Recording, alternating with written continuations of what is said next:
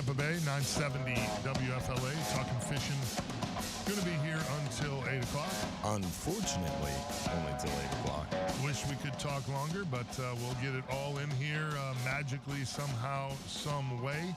Phone lines are open this morning, 1-800-969-9352. Your questions, comments, fishing reports, bring them right here. We are super blessed this morning. I feel super blessed for sure.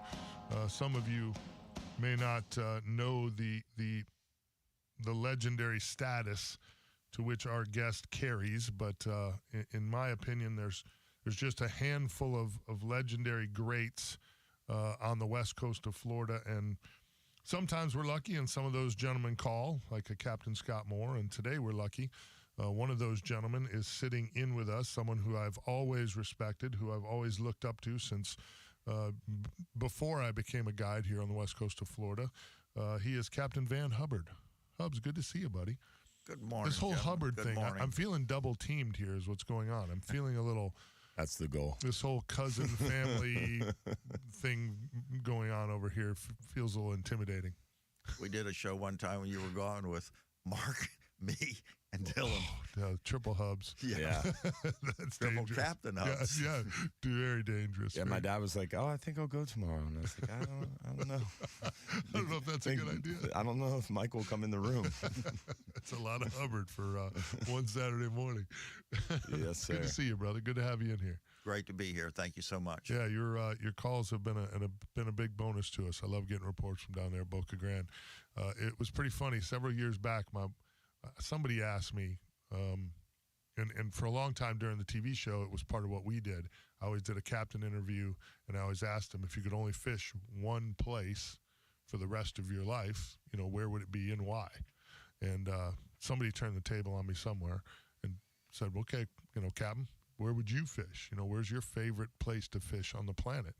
And all the incredible blessings I've gotten doing the TV show, Costa Rica and Charleston and Louisiana, and just Steenhatchee. There's, the Everglades. There's so many magical places that I've been able to fish that immediately jump into my brain, but my heart always answers that question the same, and it's Boca Grande.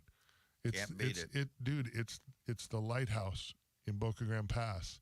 It's a special place. Dude, it's a special place, dude. It is such...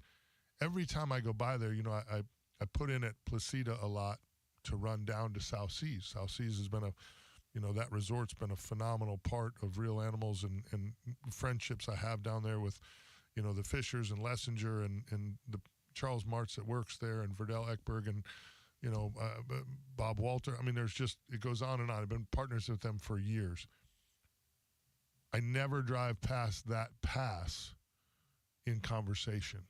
Like I'm in awe of that pass every time I drive by there. And sometimes we're lucky to do it in May, and I'm watching all the boats where I used to sit for years, and tarpon fish. And other times I'm just in awe of that pass because of the memories, because it's such a special place. For such a long time. The tarpon fishing capital of the world is right there in that hole for 2 months out of the year. It's unbelievable. It really is. You realize that tarpon in the Boca Grande area, Fort Myers specifically, is where big game fishing started? Yeah, literally, and the first big game fish was a tarpon. And it should have been. That's why they developed the big tackle. The king, how the it Silver got King. started. Yeah, I mention it every time I'm fighting one on TV. Like, you get a moniker like the Silver King with all the big silver fish that swim in the sea, and you're the dog. You're the top dog for a reason. It's a pretty special place. And what people forget about Boca Grande, and what I always loved when I went down there, is the snook fishing. Oh, it's incredible, dude. For even longer. All right, it's a tarpon capital of the world for 2 months out of the year, but for snook, it's like 6-8 months out of the year. It's at least bad to the bone. Well, and I took my first tournament check. Came in a redfish tournament, an IFA when the IFA started down in Boca Grande before I was a captain. And I'll never forget, I fished it with Billy, with Captain Billy Nobles, and we got a check, and it wasn't a big check. It was like $500 or something. That was a big deal. And Billy turned to me and looked at me and was like, dude, we made it. Well, he's like, you're a pro. Like, you just made money fishing. You're a professional. You're a professional. And I thought, what? this is crazy. Mama, I made it. Yeah, right? But I mean, and again, I just, so for me, it was funny because I answered the question, whoever the interviewer was, Boca Grande, and just did the same thing, went into why that place is so special to me. And we were driving home, and this was after I had stopped guiding in Boca Grande Pass. I had brought my tarpon fishing up here. My youngest daughter was getting to the age, she was bawling. It was hard for me to be gone. The radio shows, it was kind of putting stress on that with both shows. So I just decided all the nonsense going on with the, with the jigs and all that craziness down there, I just decided not to go down there anymore. And Beth was thrilled, obviously, because when you're gone for 2 months, it puts a lot of stress on her as well. And she looked at me on the way home, and she was like, I didn't realize that Boca Grande meant that much to you. And I was like, I said, listen, I moved up here because it was the right thing to do for my family. I could still catch tarpon here. It's all good. And Boca Grande had changed, and you've seen it change more than I have. It wasn't the same as when I first got down there. No. So, I just told her, I'm like, listen, that place is always going to hold just a certain place in my mind and in my heart always. My memories down there. And again, it's predominantly tarpon season because that's when I was there for the longest stretches. I had fished a lot of great redfish tournaments there, won a lot of money in Charlotte Harbor, just, and it's such a unique fishery. If you just look at the map and look at that giant piece of water, it's incredible. We still got a lot of mangroves instead of just seawalls and condos. Yeah, no big bridges that kind of tear up the, the Skyway Bridge is a beautiful thing, a piece of architecture, whatever. But it's awfully nice to get down to Boca Grande and not see any of them big bridges, crossing right there at the mouth. It's pretty. Yes, it is. It's pretty unique. Makes it tough on y'all guys to catch bait sometimes. I think a bridge would help. Well, the bridge and lights would definitely help there. Yeah. I got into fishing with Wilson, Dylan's granddad, and we talked about that stuff. And you realize that before, I think it was 47, he said, or 48, they dredged the Tampa Bay Channel for the first time.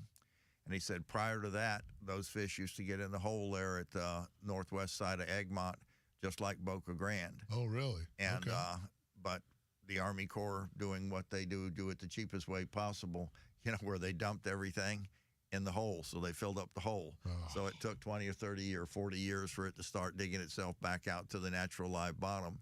But Egmont Key used to be just like Boca Grande Pass. Wow. And Army Corps ruined it. Well, they did what they were told to do, and they did it the cheapest way possible because that's still that way. Look at Lake Okeechobee and the messes we have. We're from the federal government. We're here to help. Bend over. Let's not go down that rabbit hole this early. I was at a golf council meeting for 4 days. That's like the moniker there. It's only 6:15 in the morning. Let's not start talking. You don't want to talk about the golf council meeting? I don't want to talk about the government at all yet. Let's wait till the 7 o'clock hour. Let's go south in the 7 o'clock hour. It was unique, and I think that's. I enjoy these shows a lot because you get to bring in and talk to someone who's done and been through these changes so much. I think that's my hardship with a lot of the,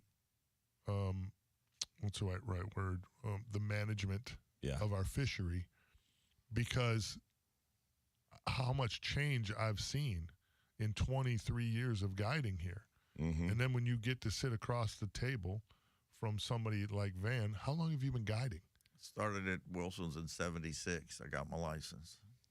Dude, I mean, how much change have you seen? Yeah, oh, God. and I... that was the year National Marine Fisheries was founded.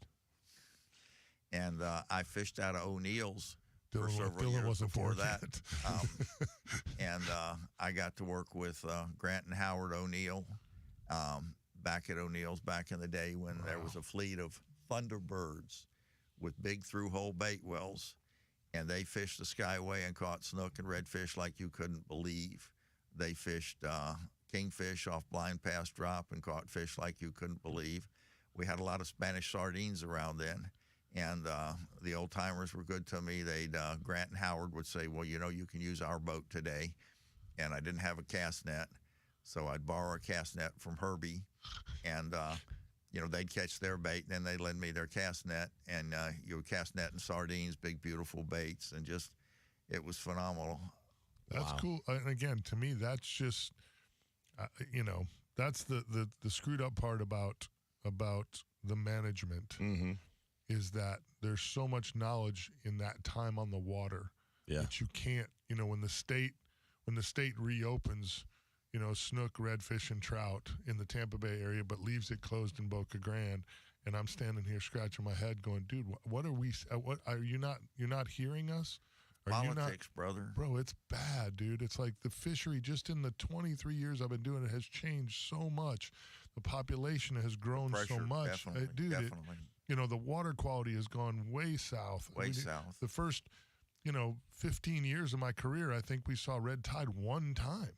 Yeah. In the last 5 years, we've seen it more than that. It's like, it's just, I don't know. It's painful. But right now, the water quality is excellent. It is. Right now, it is. Again, near shore. Real wood. Somewhere. Right. Lord, I'm asking for help. I'll let you both tap me on the head. Yeah, right. Yeah. I mean, that's good. We've had a good run, and a lot of things are bouncing back, so it's just keeping fingers crossed that we're on the right path. And there are some good, positive things that I would love to talk about here that the federal government is helping us with. Well, and there's some of that. I'm sure there is. There are some positive things coming. Good eggs in every basket. So we'll try to unravel some of those. Captain Van Hubbard is our guest here this morning. Again, phone lines are open, 1-800-969-9352. Keep it tuned right here to 970 WFLA. We'll be back.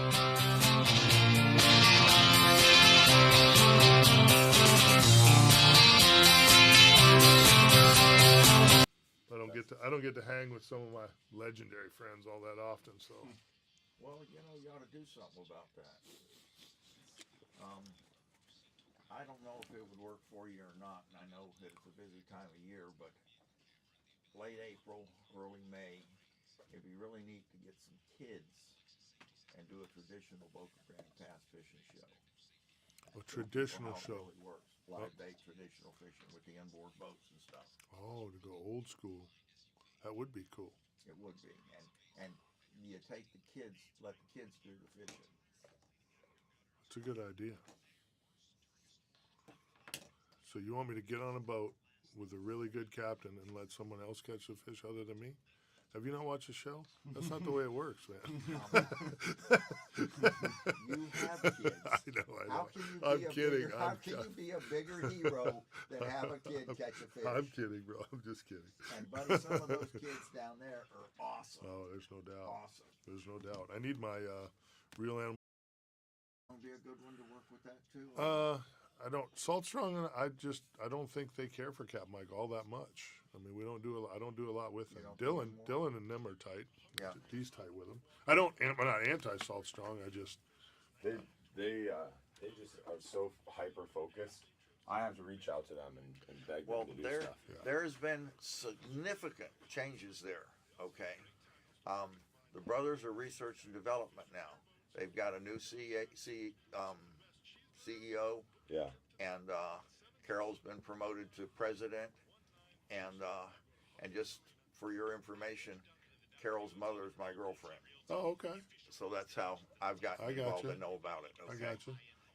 Low Morrison's tied to that too. Daughter married Luke. Yeah. Yeah. Right, It's the fishing industry, the boating industry, it's all a tight world. Oh, it's a small. One of my, and Dylan's heard me say this before. One of my suggestions to new brands, to new captains, when they're headed to ICAST for the first time, I'm like, you see this building? It's pretty big. The entire fishing world is in it except boats and motors.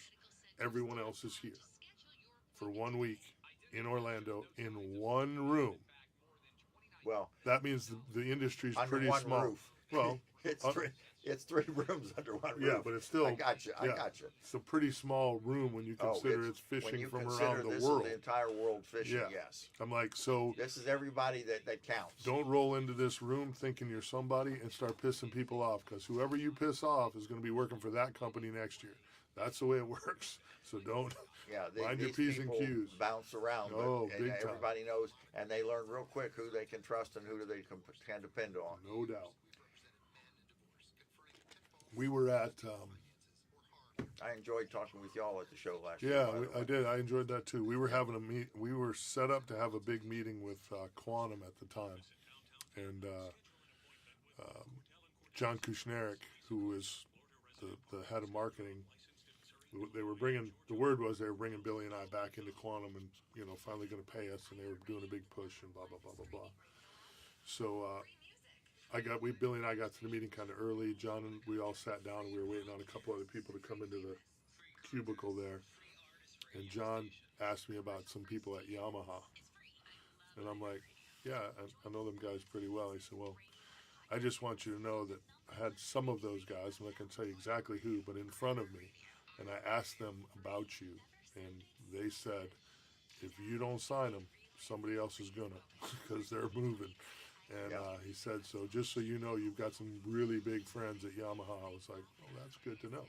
Yeah. And you know what I mean? That kind of opened my eyes to all that good work and time and effort I put in over here can pay off over here. And it may not happen automatic, may not happen quick, it may never happen, but there's a good chance that the somebody... odds are in your... Right. Real good odds. John happened to be at dinner with the guys from Yamaha, and my name came up, and then the whole thing comes together, and the next thing you know...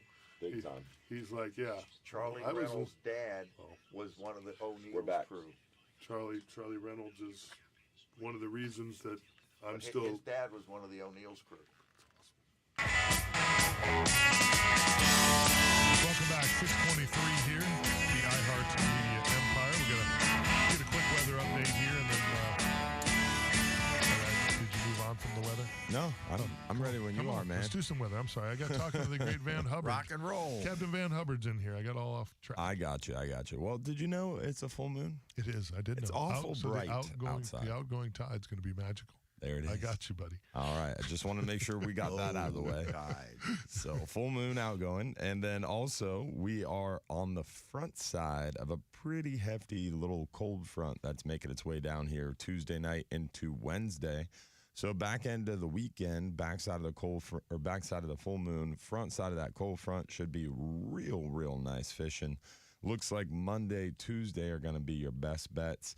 If you're trying to make it out there offshore, near shore, definitely Tuesday looks good. Just make sure you're keeping your eye on that forecast because it's going to start puffing, and you want to make sure you're inland before that happens. Monday looks real nice. Even today and tomorrow looking pretty good, but today and tomorrow is a little bit more of a moderate wind. Going to be a little bit more bumpy, so you have to be a little bit more careful, especially if you got a smaller boat making it near shore, offshore. Is a little bumpy today, tomorrow, but going to lay down nice Monday. Over the weekend, inshore should be awesome because you've got a little bit more of a breeze. You got a lot of water moving, a lot of water flushing on that full moon. And fishing's been pretty darn good around the area. Yeah, no doubt. And they should get excited as this cold front approaches. So we did the big HCC Hawks line and sinker tournament yesterday. Had 40 boats running out of Hula Bay, and a lot of fish were caught, a lot of redfish caught, and a lot of different size redfish. And talking with the captains afterwards, a lot of guys, 32.5-inch redfish, won it. There was 2 30s there behind a 30.5 and a 30 in second and third. But talking to a lot of guys that were like, hey, I just couldn't catch a big one, but we caught 30 fish that were 22 inches. I was like, that's a good sign. Great sign. It's a beautiful sign. That's, the fishery's healthy when you're catching those smaller, more recent year class fish. That's a beautiful thing. Don't hang your head about that. So our weather update is always brought to you by our good friends at Reese Windows and Doors. Most windows and doors installed in just 6 to 8 weeks, and now you can win them for free by texting the word HAPPY, that's HAPPY, to 20129. Again, $15,000 in new impact windows from Reese can be yours just by texting the word HAPPY to 20129. So do that right away. I want to put a shout out again to our good friends over at Affordable Roofing Systems as well. Whether you need a shingle, metal tile, or a flat roof, our friends at Affordable Roofing Systems are your safest choice for repairs or replacements. They've got over 3 decades of roofing experience, so let them guide you through this important process. You can give them a call today at 1-888-397-ROOF for a free estimate, or visit them online at affordableroofingflorida.com. Yes, sir. And that robust age and growth composition data is important. And that's one thing that's concerning about the whole snook thing.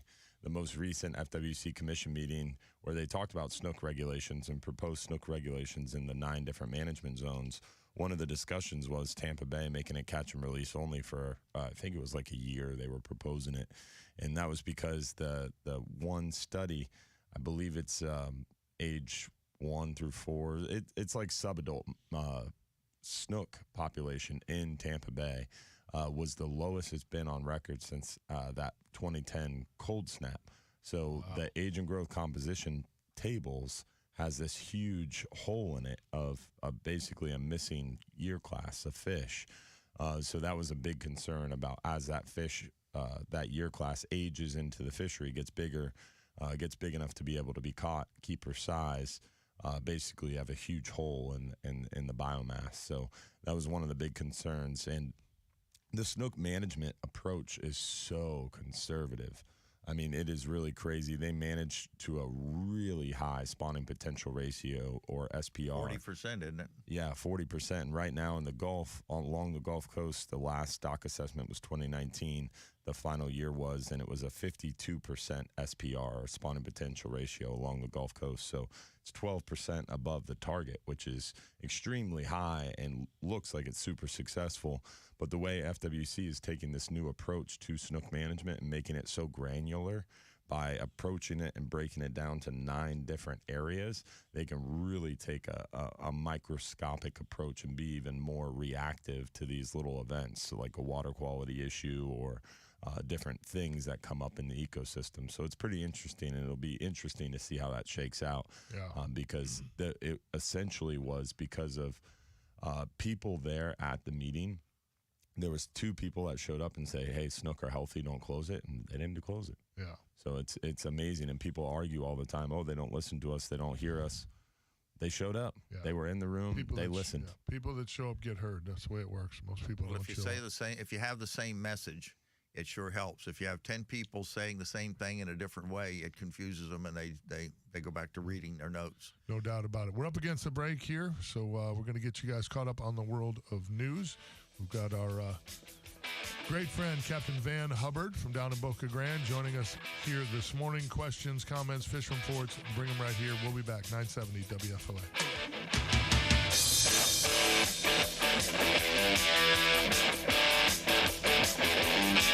You got mackerel and some kingfish on the beaches. What was the water temp? The water temp's in the 60s. No. Where? What? I'm not arguing with you, but I'm south of you. It's 76, 77 where I am. According to Mark Thomas and them. According to my temperature gauge, because I fished 3 days this week. 60s on what beach? Mark Thomas told me the water temp yesterday in Tampa Bay was 68 degrees on his machine. 68 degrees. And when I put my hand in the water, was it? Reaching the bait well, it feels different. Yeah, when I reach for my hand in a lot more bait in the bait well now. It's cold. Too. Oh yeah, for sure. But put the pressure on mackerel and take the pressure off of snook. Well, we're not. So many of these young guys are just not. You have a conversation with some of them, and they don't even mackerel fish. Oh, I know. They don't know about it. I'm like, and back in my day, I got started off of king mackerel. He said back in my day. Yeah.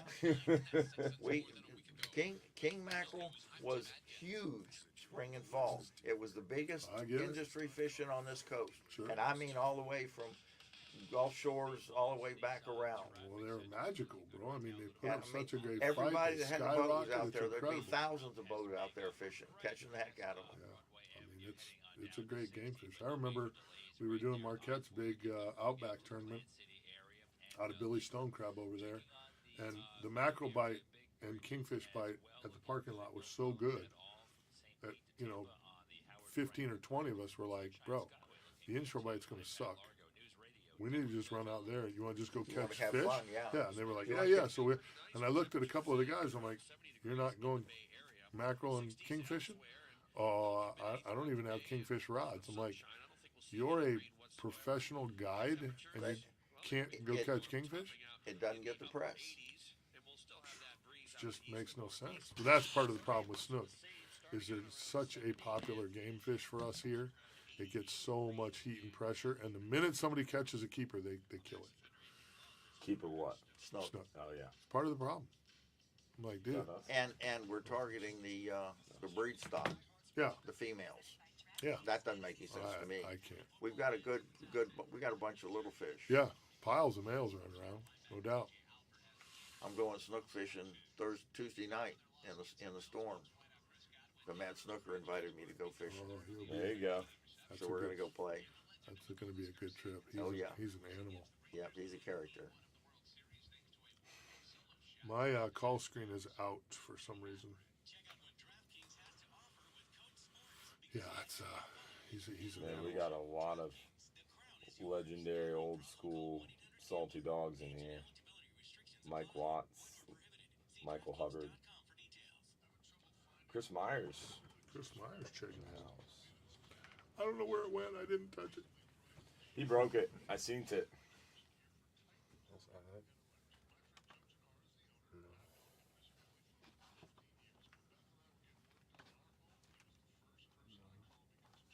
That bitch said you're out.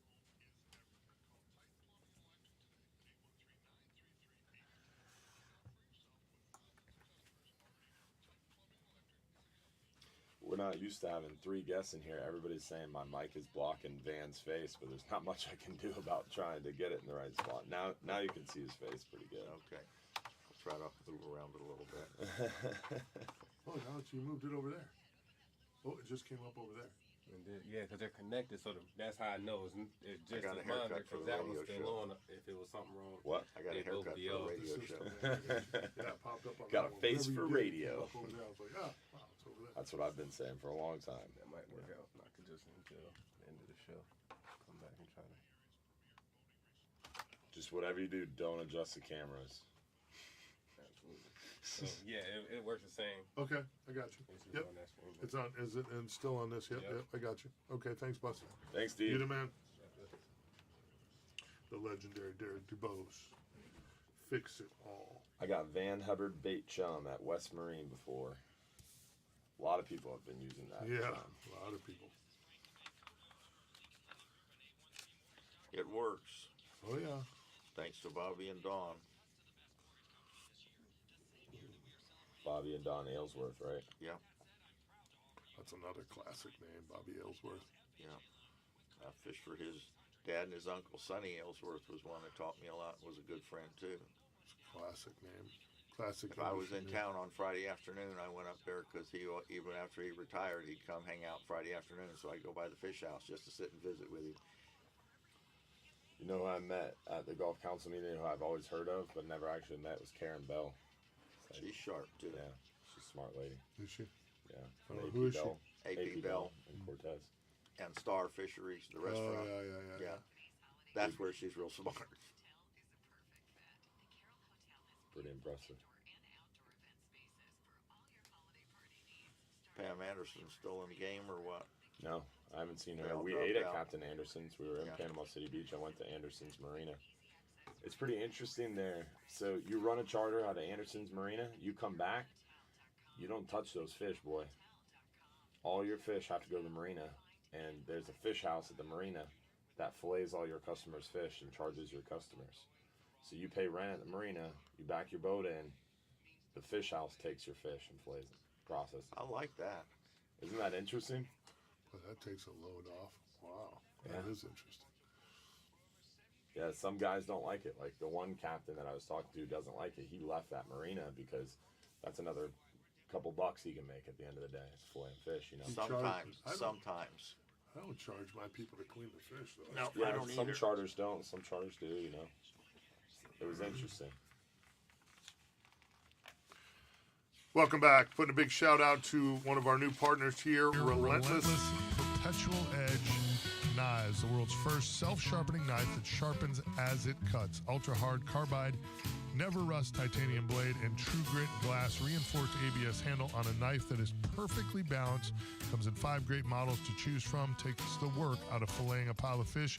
Get your Relentless Knives today. Go to relentlessknivesusa.com and find out for yourself why this is the knife all the pros are talking about. Super, super good stuff. We're actually going to have George Lambert from Relentless on the show tomorrow with Ben and I over on DAE from 7 to 9 a.m. So make sure you tune in to check that out. We'll have a lot more technological conversation about this new product. Yeah, we'll be filleting hundreds of fish with it while you guys are on the show. Yeah, yes, you will. It's a really cool blade, and the handle is just amazing. Yeah, and I always now have one with me, and the minute I put it in Van's hand, he said the same thing. He's like, "Ooh, that handle. There's a grip I can hold on to. Won't be slipping and sliding." He liked it. He liked it. So it'll take care of some of your calluses too. It's good stuff. Want to make sure we put a shout out to our main man behind the scenes part. Derek will chime in from time to time, but usually that talent's right back there making this whole thing go. So we appreciate him. Let's go to the phones here real quick. Let's check in with Capt Mike down in Big Pine Key. Mike, how are you? Hey, Mike, Van, Dylan, how y'all doing this morning? Doing well, buddy. Living the dream. Wonderful. Wonderful, wonderful. Well, the fishing down here, if you could avoid the crowds, everybody knows what's going on this past week in the Florida Keys. It's Fantasy Fest, better known as Gravity Storm. People drink too much and gravity becomes an issue. So, yes, sir. So I actually been fishing and then going in and working 4-hour shifts in between helping out as a nurse as I am. And yesterday I assisted in 3 hook removals yesterday. Folks, when you are fishing with today's tackle, even back in the day, but more today's tackle, hooks are amazingly sharp right out of the package. Mm-hmm. Please be careful. Single hooks, treble hooks, double hooks, doesn't matter. Be careful, because not only can you hook yourself, you can inadvertently hook somebody you're fishing with, and that's a terrible thing. So just be real careful out there on the water. The fishing's been great. Blackfin tuna, the mahi have really started to thin out a bit. We're getting some wahoo and lots of other heads and tails, as the Hubbard guys like to say. Plenty of snappers and yellowtail, and just a good overall mixed bag of fish. Cobia still around everything. So just a good time to be in the Keys. The humidity is down, and as soon as today is over with, everybody of the islands will be floating again. What? Let me ask you a question, Michael. In your opinion, what's the best month in the Keys? Well, or the best couple of months, the best stretch of the year. The best two months to fish in the Keys is, I say, March 10th to the end of April. Okay. And then I say right now through the end of the year, because the weather is it's beautiful. We get them nice afternoon breezes and the humidity's low. No, we don't get the cooler air like northern Florida does, but we get that less humidity, and to us that feels so good. Yeah. And you can always tell a Keys resident simply when that temperature hits 71 or 70, the hoodies come out. Yeah. I get it. Hoodies. But those are my favorite times, and I say March 10th just because dead center, March 10th to March 15th, right in the center of March through April, and then this time of year all the way through the end of the year. Man, I've had some. I think one of my very first trips to the Keys to film, we were going in August, and I remember talking to a captain, and I can't remember his name, but he was a pretty popular captain down there. He wasn't even in the Keys. Steve Roger, wasn't it? It was Rogers. Yes, it was Rogers from Into the Blue, and it was before he did Into the Blue actually. And I called him. He was at his farm in, I want to say, up in South Carolina, and he was like, August? Why are you coming to the Keys in August? And I'm like, well, that's when we can go, I mean. And he threw me to Alex Canalejo, who fishes out of Murray's there at just before you come on to Key West. And Alex was phenomenal. He said, just call Alex. He'll take you. And I called Alex, and now Alex and I are buddies, and that's who I always fish when I go to Key West. I remember him saying, and here was the amazing part. the bite was phenomenal. Like, we caught permit until we were tired of catching them. And I kept thinking to myself, this is a terrible time of year. Right, this is a horrible time of year to be here. Like, one of the best, offshore guides in Key West has left the building because fishing stinks. What's the fishing like the rest of the year in the Keys if this is supposed to be bad fishing? So it's a magical place that you get to hang out in. Let me give a quick tip to those people who come down and fish from shore, from the bridges. Remember, in the Tampa Bay area, we're used to fishing the mango snapper in the summertime. They come in, and the bigger ones move off this time of year. Those bigger ones come in this time of year down here in the Keys. So it's nothing to go out there and not only catch a limit of mango snapper from our bridges and shoreline, but you're talking 4, 5, 6 pound average of a 5-fish limit from land. Whoa. That's exciting. That is. That's very cool. That's very cool. Absolutely. Yeah, that's very cool. Good stuff, Yeah, Michael. Give everybody your number so they can come down there and book a trip if they want to. 813-434-8086, Captain Michael 47gmail.com. And if you can't remember that, just remember 1-866 Game Fish and give Big Mike a call, and he'll find me down here. And like I said, thank God, everybody's headed home. No doubt. Stay safe, my brother. We appreciate you. Good call, brother. All right, guys. Thanks. God bless. Tight lines. Thanks, pal. On that note, stuff. It was funny. I was talking to someone who's high up at FWC and represents FWC on the Gulf of Mexico Fishery Management Council, and he lives in the Keys, and specifically Key West. And I'm like, man, all the traveling he does, he goes to every Gulf Council meeting. He goes to every FWC meeting. He's in Tallahassee all the time. So this dude is traveling a lot for his job, and he lives in Key West. I'm like, man, doesn't that stink? You're like constantly having to drive to Miami and fly to wherever meeting or take Silver Airways and these little puddle jumpers. He's like, dude, I live in the Keys. I'm like, yeah, but like, isn't it rent crazy? He pays $3,200 for a studio apartment with 1,000 square foot. $3,200. And like, I'm like, yeah, everything else is so expensive. He's like, I live in the Keys. I live in the Keys.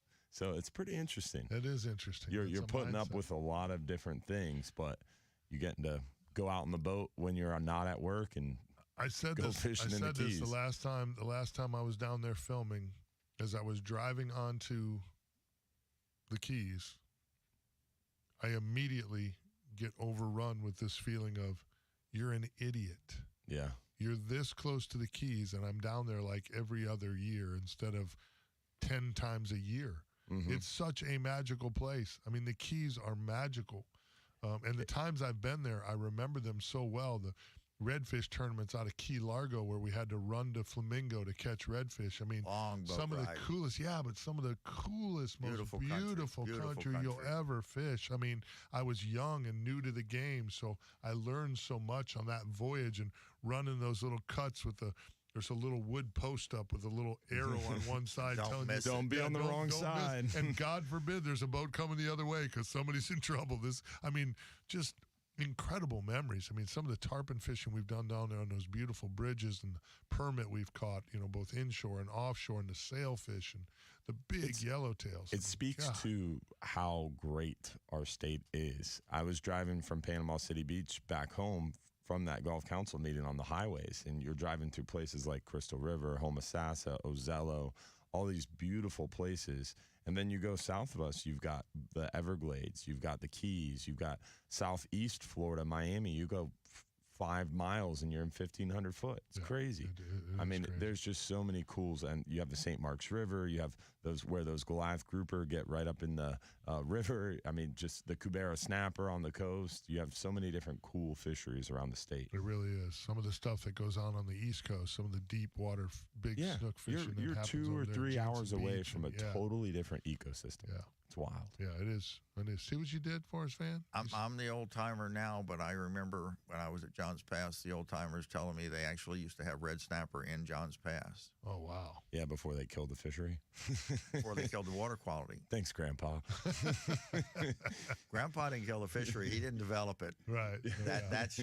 Those seawalls didn't help your fishery. Yeah. No, that's true. Yeah. It's been amazing what we've done to our ecosystem, but it's coming back. I mean, there's a lot of positive things. I mentioned it earlier. One really cool thing that's coming very soon, hopefully by like 2025, 2026 for sure, is they're actually using and pioneering the use of AI to process the camera footage.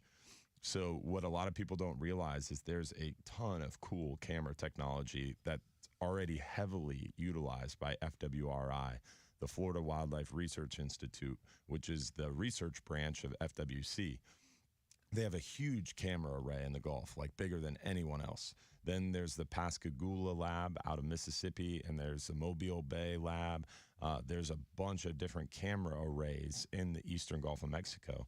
And the big problem with these camera arrays is someone has to put the camera out, and they have these two different cameras that are offset. They have lasers on them. They can tell how long a fish is, how many fish are out there. I mean, they can pull so much information from this camera footage.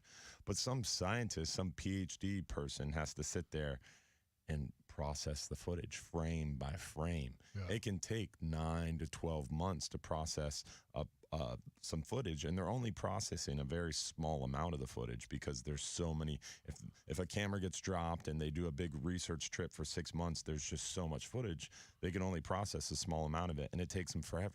They're pioneering the use of AI to process that footage, so when that boat gets back to the dock from the research trip, all the footage is ready.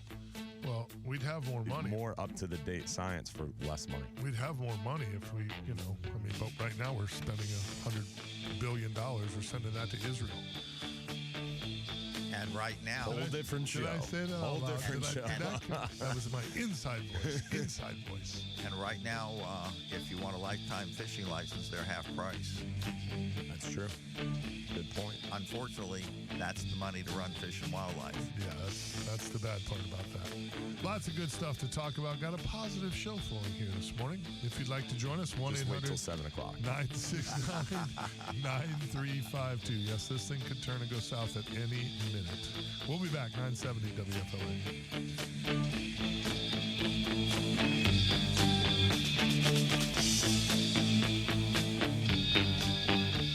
Hi, I'm Benny Jr. And let's cut the funding for Fish and Wildlife. Yeah, of course.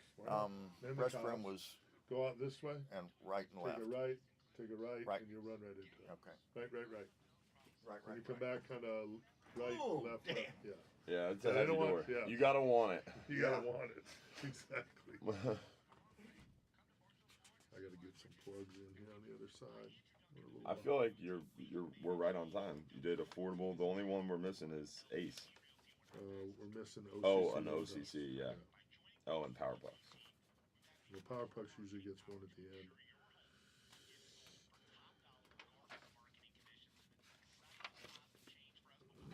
I don't think we're behind. Yeah, we'll make it work. Magic.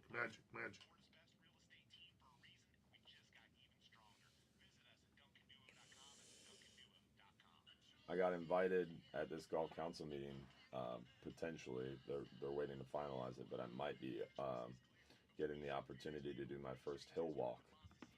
Speaking of politics, they fly you up there to walk the halls and make a bunch of meetings with House and congressional representatives to talk about fishery stuff. Pretty interesting. Yeah. Oh shit. Good for you. Yeah, it'll be interesting. I'm pretty sure I'm not gonna get that invite. Sure, I'll Pretty go. sure they have you on a list. Sure, I'll go. Can I bring Relentless Knives with me? In case we decide to cut a bitch.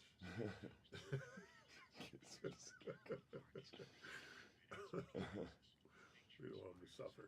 We want to cut them clean. We need Relentless Knives for that. Staying away from this one. Oh man, that's what were we talking about last week when I was talking about National punch a commissioner in the face day. So I get home and I tell Beth all about that thing, and Beth goes, "No, this is a great opportunity. You should invite them on the show." And I'm like, After I say smash them in the face. "Yeah, I don't think they're coming. I don't think they'll make that trip." We have a new commissioner. He's actually really, really cool. Preston from the FWC Commission. He's in Tampa. Yeah? Yeah. Farrier. Preston Farrier. He's out of Tampa. That's an old Tampa family. Yes. Used to fish several of them. Somebody, Big Good O, dude. had an interesting. Can Captain Van describe planning a trip back in the day without today's electronics and weather and tide apps? I bet that was interesting. Well, you had to actually know the stuff. Then you had to. Well, I was never the best fisherman or the smartest fisherman. I was the hardest working fisherman, and I put my time on the water. So that's why, and so I knew where the fish were. I knew how to catch bait. When I went to Boca Grande, Scotty and I were the only ones fishing live bait on the north side of the harbor. Nobody knew what white bait was. Yeah. They were trawling up grunts and pinfish. It's funny, a charter captain not knowing what white bait was. Well, there was no It's a different day. there was no bait fisherman down there. Yeah. Doug Fisher was down there. Is he still alive or what? Doug Fisher? Yeah. Oh, no. At South Seas. No, I think he's gone. Yeah.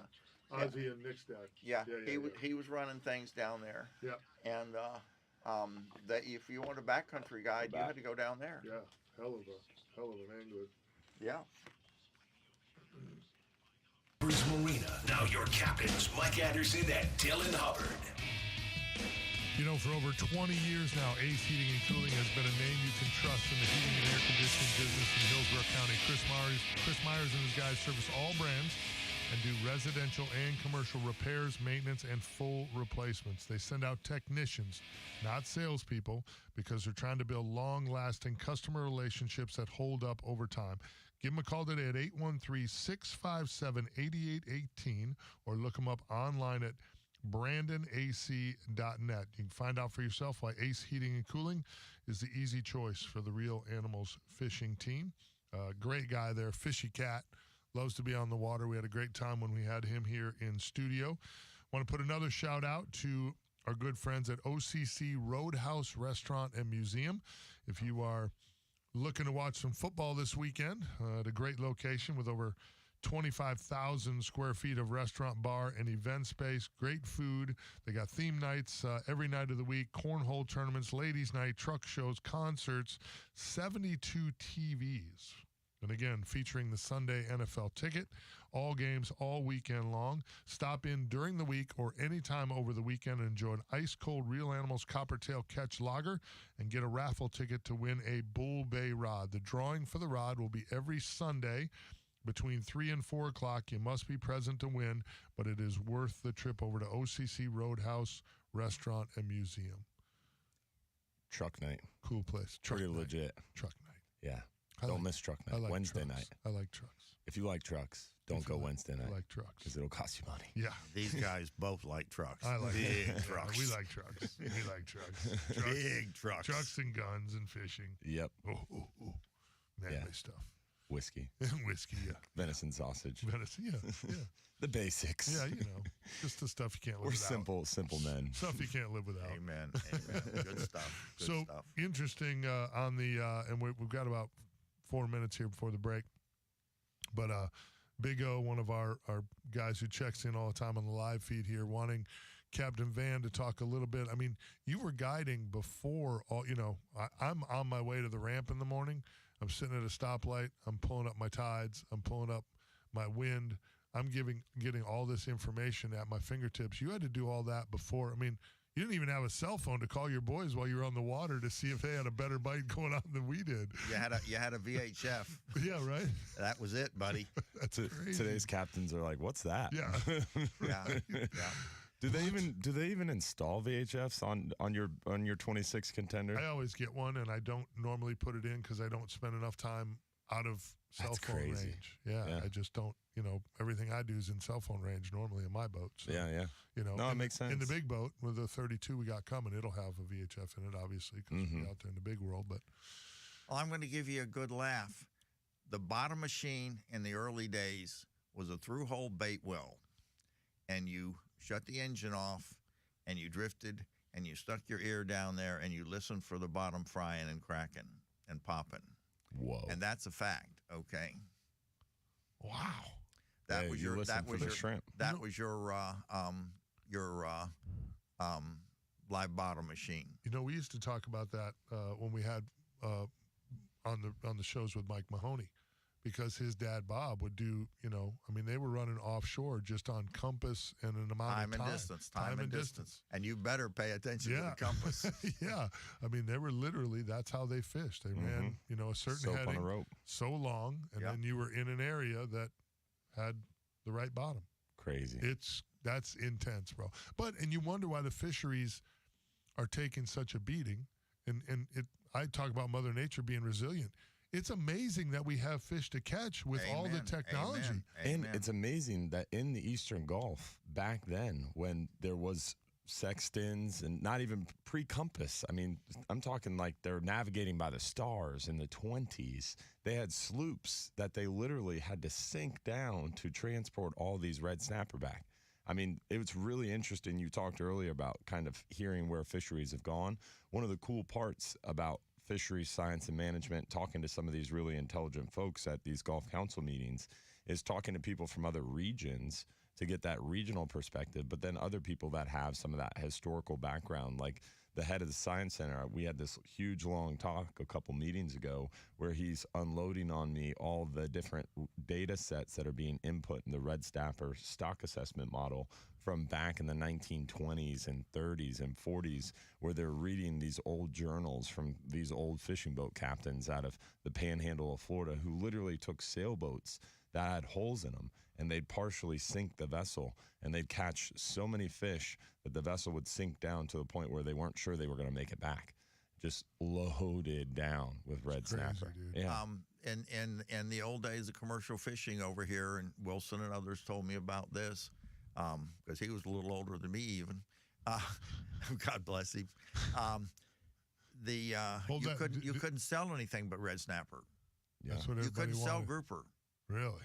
And it's hilarious right now. Yeah. You can't sell red snapper. Everybody wants grouper. Well, grouper is shut down. 85% reduction, on gags. Supply and demand, baby. It does not change. The supply is low, demand is high. You go to the restaurant, and the people are so sold on grouper that they don't know that the snapper is a better fish and the same price. Couldn't agree more. I couldn't agree more. We're up against the break here. Going to have more here on the other side. Your Jack Wagon of the Week, which Dylan's all excited about, so I'm sure it'll be a good one. Captain Van Hubbard, one of the legends here on the west coast of Florida, our guest this morning. 1-800-969-9352. Light them up. We'll be back.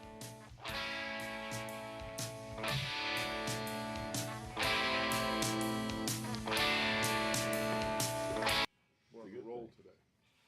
Oh, there's Jim Fogle, just as I speak. You summoned him. I did. Scotty said he was going to call if he could. He will. He usually calls in the second hour. Yeah.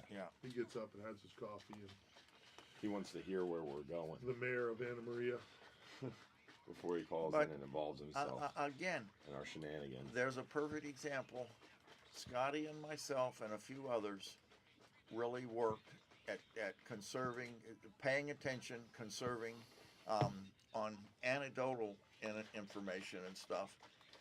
I know more about the fishing than 99 or the fishery than 99% of the people, but the top 1/10 of that percentage, which we've lost most of, the Bobby Buswells and stuff. Yeah. I'm a grain of sand on the beach, and we're losing all that knowledge because they never bothered to talk to them. Yeah.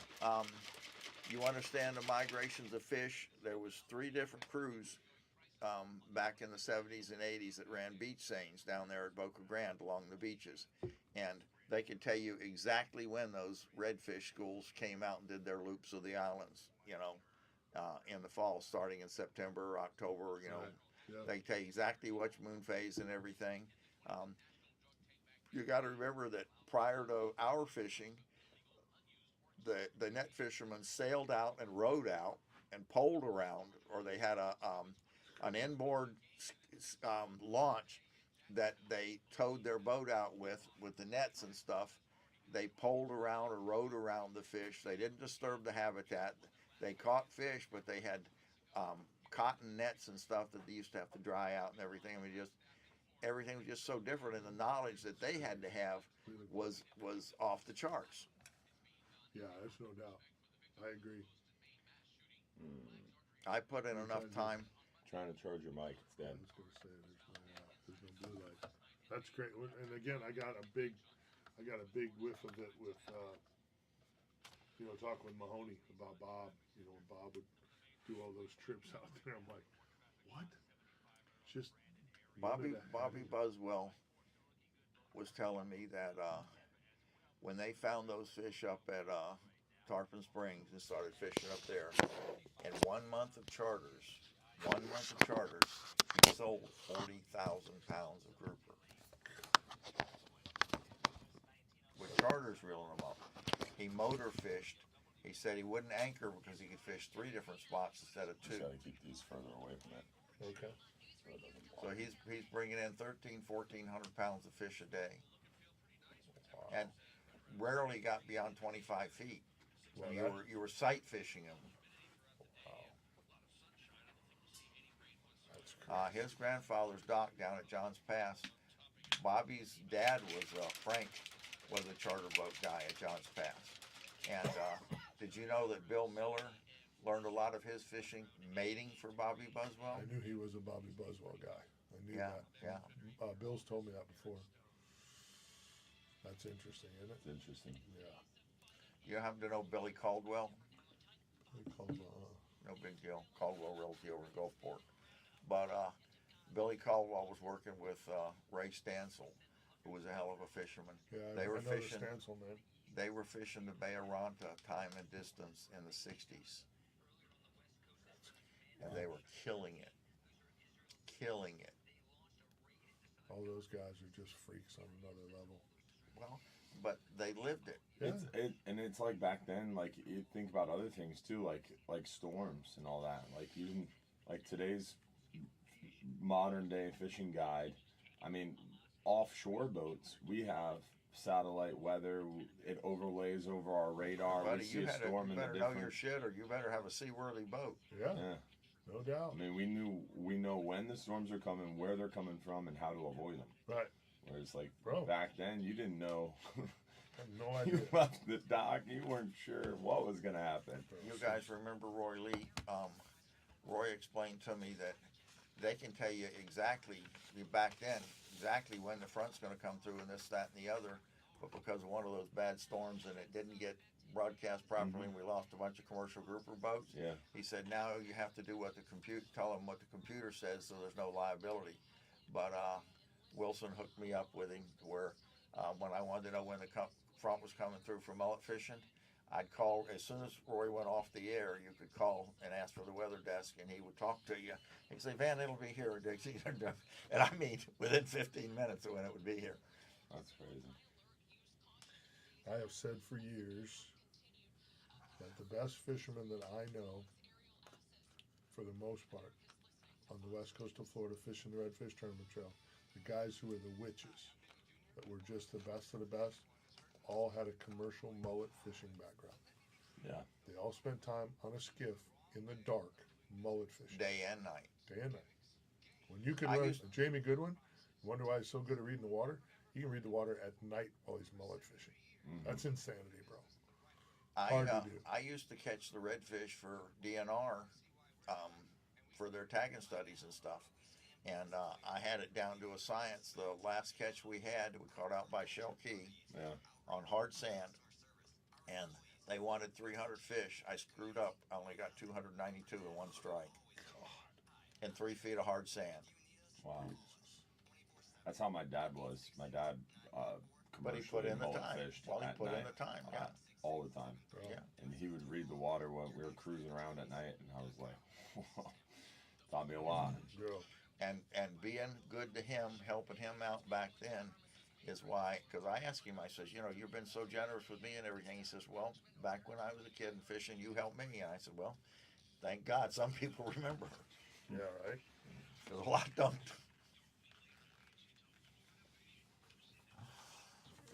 Hosted by Captain Mike Anderson and Captain Dylan Hubbard. Welcome back. Putting another shout out to our good friends at Affordable Roofing Systems. Doesn't matter, shingle, metal, tile, or flat roof, they've got you covered. They're your safest choice for repairs or replacements. Give them a call today at 1-888-397-ROOF for your free estimate, or visit them online at affordableroofingflorida.com. Captain Van Hubbard is our guest here this morning, one of the best to do it, in my opinion, on the west coast of Florida over many, many, many years. If you've got questions, I really recommend you bring them right here. Again, 1-800-969-9352. Let's get our safe boating tip in here quick.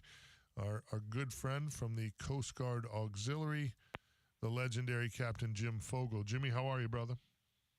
I'm great. Good morning, captains. You guys are sounding good as usual. Appreciate Thanks, you, brother. Glad Captain Van's in there to keep you guys straight. Tough task. I want to talk about the fact that if it doesn't happen tomorrow, it may not happen next week, but this is the time of year where we start getting fog. And it lasts on and off for several months. There's not a thing we can do about it. It's really hard to predict fog, but when you see it, you've just got to be ready for it. The first thing you want to do if you're out in the fog is slow down. Get off a plane, get out of the channel. The big boats need the channel. If you're a small, shallow draft boat, you don't need the channel, especially if you know the area. Get your lights on, your navigation lights on. You want to see and be seen. I'd have a mag light. If you have a mag light, you want to get it out too. Now, mag lights or anything like that are not going to help you in your navigation because it's just going to reflect back off the fog and blind you. But it might help light your boat up if there's another boat near that you hear. Also, you want to make sure you've got those life jackets on. We don't want to be falling in the water without a life jacket anytime, but especially during the fog. You want to listen carefully for other boats. Depending on the density of the fog, you may want to put a crew member up in front of the bow there. If you hear other boats in the area, use that horn on that boat. I know most people don't know where the horn button is, and they think you're, being obnoxious if you blow it. But the fact is, use the horn if you hear other boats or you think you might be in danger. If you think you might be in danger or there might be one real close to you, give that 5 short blast. That is the danger signal. But the most important thing is slow down and get out of that channel. And remember this, if you get in an accident, it's going to be harder for anybody to rescue or get to you because they've got to respect that fog also. No doubt. We don't want to get anybody hurt. Good stuff. Good stuff. All right, Fog will get you, no doubt about it. Thank you very much, gentlemen. And for the Coast Guard Auxiliary in St. Pete, it's Jim Fogel. Be safe out there. Thank you, brother. Thanks, man. Well done, always. We were just talking about that the other day. Surprised we haven't had fog yet. Yeah. It's coming. Yeah. It's coming. The water temperature's dropping. You get those hot days. We had that first cold front, though, and water temps got into the low 70s, and then it warmed up real fast, and I was like, oh, we're going to get fog. We're going to get fog. We never got fog. Yeah, not yet. Not yet. Our safe boating tip is brought to you by good friends at Milwaukee Tool. Go to MilwaukeeTool.com and find out for yourself why Milwaukee Tools are the easy choice for the Real Animals fishing team. Is it my time? It is Jack Wagon of the Week time. Are you Look gonna let me how off the happy. leash? I Take guess the muzzle off? Yeah, we're gonna let it eat. You're so proud. I'm the one. Normally So I'm proud. the one. Normally I'm the one that we have to control. But He's like a proud father we right have now. we have to jerk the chain over there to keep the big dog on the leash. But yeah, let it eat. Yeah, man. So Jack Wagon of the Week. It's interesting. We talk a lot about being in the room, being involved, and there's a lot to be said about just paying attention and trying to do your best to be a part of what you want to see, be a part of the change you want to see, right? And supporting people who are doing that or working towards that. It's so comical to me that so often we are so quick to point the finger and complain about something, but not really willing to even read an article or take a second to look into the problem. It's just read a headline on a social media post and then get angry about it and tell everybody you know how upset you are about it, and then use that as your baseline to argue with other people about situations. It's crazy. So long story short, this past week, the Florida Guides Association had 3 board members at 3 different meetings across the state, really just working our tails off on the Apalachicola Bay Development Program, on Sarasota County Board of County Commissioners. If you listened last week, the Sarasota County Board of County Commissioners were basically voting to close down access to multitude of different properties for charter fishermen. And then we were also at the Gulf Council meeting, obviously. So we're at all these different meetings, and I'm literally getting hate mail from people about FGA not doing anything and not being involved in anything. It's like, dude, you aren't involved in anything. You aren't helping the situation. You're the one who literally only knows about situations because the FGA is making you aware, and because we're making you aware, you're not really happy on how that's going, so then you're going to turn around and get angry at us. And it's really frustrating to continue to fight for the industry, for our fishery, when people continue to just turn things so negative. People in the industry. In the industry. It's one thing that you're trying to help. One thing to try to drag the recreational angler in.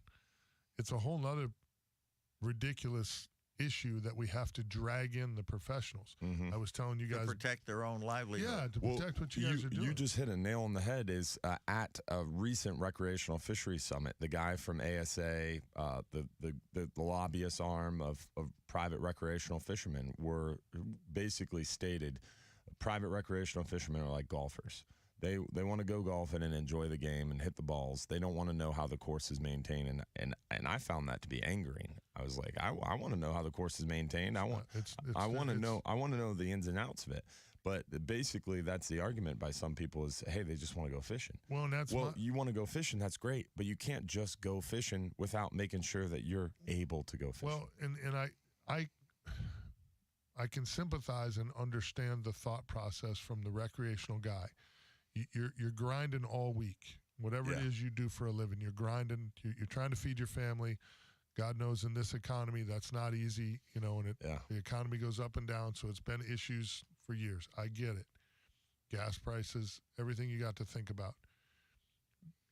You dream about that time on the water on the weekend to unplug from the nonsense that is your daily life. I get it. That's why it makes more sense to me to throw $40 of your money into the kitty with a group like CCA. You don't have to think about it. Let them do the speaking for you. Let them deal with Tallahassee. Let them deal with the water issues. They're trying to do that, but you're not giving them the support they need. You don't have to think about it. And if you Just have write that a check in passion, January. if you have that passion, you have that escape, you have that outlet, wouldn't you feel like you should protect that vehemently? I'm with you. It's like educate yourself on the facts. Don't just read the headlines. And you could simply just, like, some people are like, well, I work for a living. I got a job. I don't have time. Then join an email list. Well, join some email lists. Join CCA. Join Captains for Clean Water. Join the Florida Guides Association, and let these guys who are passionate enough about it to spend the time in Tallahassee, to spend the time at these meetings, to spend the time sending emails, let them do it for you. It has to be done. If we don't get this done, I've said it over and over and over again, it's the most thick-headed bunch. I went off on some of my captains on the dock who are dear friends of mine who are awesome people just yesterday over this same thing. Mm-hmm. Every little wimpy thing that offends you, that upsets you, you're like, well, they didn't do this and they didn't do that. What did they do? How about instead of looking at the negative, look at all the great things that CCA Florida does. Look at all the great things that the Florida Guides Association does. You don't have to be on board with every single thing, every syllable that comes out of their mouth, but you have to get involved or we're not going to have a fishery. And these people are, Captain Travis Thompson says this, and I love it, is these people are in the room. Being in the room is half the battle, because when you're in the room, you don't get run over. If you're not in the room, they forget about you. They don't remember the industry. They talk over you. Like at this Gulf Council meeting, no one from Central and Southwest Florida really go. It was me and one other guy who was there representing Central and Southwest Florida. Everybody else was from the Panhandle, from Louisiana, from Texas. And they're literally talking about how most likely there's a lot of red snapper, federal for-hire red snapper quota left. And there's a potential, if there's quota left, to reopen our federal for-hire season. So that means more days that charter boats and party boats can go out there and catch some red snapper this year. And the conversation literally was, well, we're all hunting now, and it's football season, so those charter guys, they don't want those fish. They can't have the customers to go get them. You're going to tell me what I don't need. Central and Southwest Florida, we're year-round fishermen. We'll take those fish. If there's fish left on the table, let's go get them. And it was simply just being in the room that I didn't get left out of that conversation, that potentially we might have an extension to our red snapper season. And if that red snapper season extension happens, that's purely because someone was there in the room and spoke up. Again, I totally understand. Yeah, I understand the frustration. I have it myself. I call Brian Gorski with CCA from time to time and go, dude, what are we doing on this? What are we doing on that? I understand not having clarity on all of the issues. What I don't understand is when you have radio shows like this that tell you about all the good things that CCA is doing, that far outweigh anything going on over there that doesn't immediately seem to help you, that you wouldn't be a member for $40. Mm-hmm. Like, it's brain dead to me. I can't even fathom the millions and millions of anglers we have here in Polk County and Hillsborough County and Pinellas County and Manatee County. How can we only have 350,000 members? And what's crazy to me is it's so easy to find reasons not to be a member. But I mean, even myself, there's a lot of times where I don't see eye to eye with what they do, especially at a federal level, national level. Sometimes we're on opposite sides of the thing. But I'm still a life member and fully support CCA. I mean, we have the CCA Pinellas Banquet coming up. Super pumped about that. We're going to have a table there, and we support the CCA heavily. Even though a lot of times, some of the times, half the time, who knows? We don't always agree, but there's a lot of good work being done by a lot of good people. Florida Guides Association. How you can be a guide, the gazillion guides we have just fishing Tampa Bay, and you knuckleheads ain't members of FGA, and I get it. Ebbs and flows with some of the leadership. You didn't like so-and-so, you don't like so-and-so, but dude, the big picture of what can get done by these voices being in these rooms, I just think we're missing out. Jackwagon of the week. It's like I told this young guy once upon a time, if you don't like the way they're doing it, get involved. 100%. Understand the process. He's talking about me right now. But you got involved, you listened, and you're making a huge difference. There's no doubt about it. He's my hero. We'll be back talking more on the other side. 970 WFLA.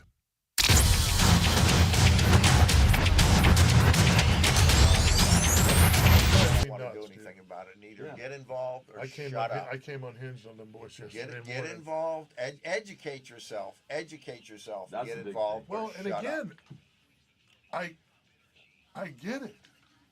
Time is an issue. Yeah. I got too much shit going on to make it to all these meetings. Well, I'm a life member of CCA. I just made my wife a life member of CCA this year. And Mike, the people all right, are so bitching. you don't have enough time, and maybe you don't have enough money. Join an email list and read about the issue, and actually become informed, and then talk to other people. I agree. I mean, if you can't stay informed on the internet in 15 or 20 minutes, you're out of it. Yeah, way out of it. I don't. That's the thing, is there's different levels to being involved, and some people are like, well, I don't have time to go to all the meetings. I understand that. Not a lot of people That's why you have FGA, CCA, I agree. and other stuff like that. Let them do it for you. They're volunteering to do the work. Well, that's why they're there. It's crazy. But then to turn around and I villainize those can't people. be any more proud of what you've done, Dylan, and getting involved and being active, And people will whine about, oh, well, Dylan's just pushing his point of view and blah, blah. I said, well, listen to me. I tell them all when they I said, let me explain a couple of things to you. First, he's got a family to support. 100%. And he's carrying 80% of the load. Your dad's there when you need him, but you're carrying 80 or 90% of the load unless I'm missing something. Dude, he's a workaholic. Hey, hello. And trying to raise a family with 2 young kids. And Stan- one other little tiny little thing.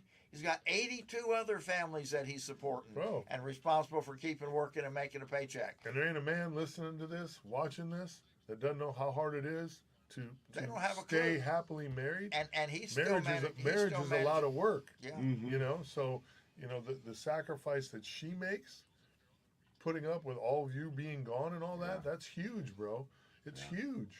Again, I get very defensive of Dylan when people, don't start that shit with me. Well, I just explained the facts to him, and I tell him, I said, look, I remember I had conversations with two people like that. There was a National Marine Fisheries guy, and I was with Wickstrom,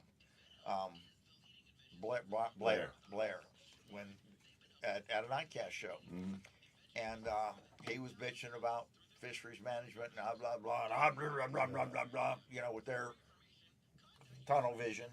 And I said, look, if you want to find out what's what, and this is with one of the National Marine Fisheries guys, I said, get involved with, ask him, get involved with MRAP, go to the classes, educate yourself, understand how the system works, and then make a difference. Had the same conversation with Dylan. Dylan did it. Blair just, Mike went through MRAP. I didn't make it all the way through. You go to the first half or second half? You made it through the first day. No, I made it more than that. I was there it was 3 days, I think, and I think I made it through 2 days. It's 2 3-day workshops. It's so intense. 6 days, you made it through 2 days. Yeah, there's 6 days total.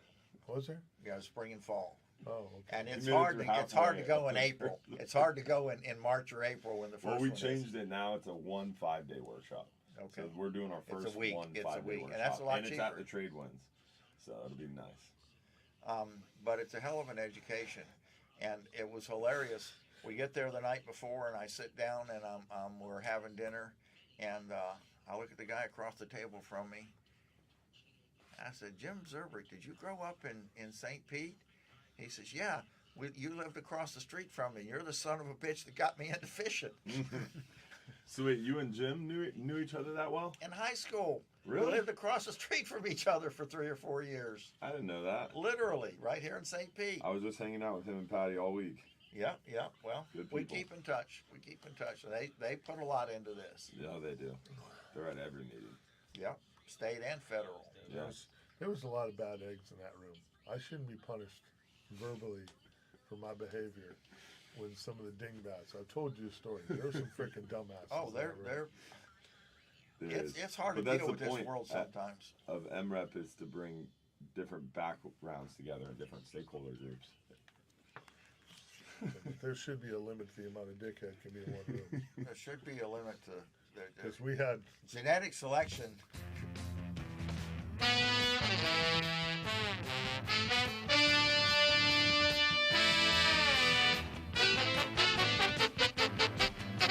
Welcome back.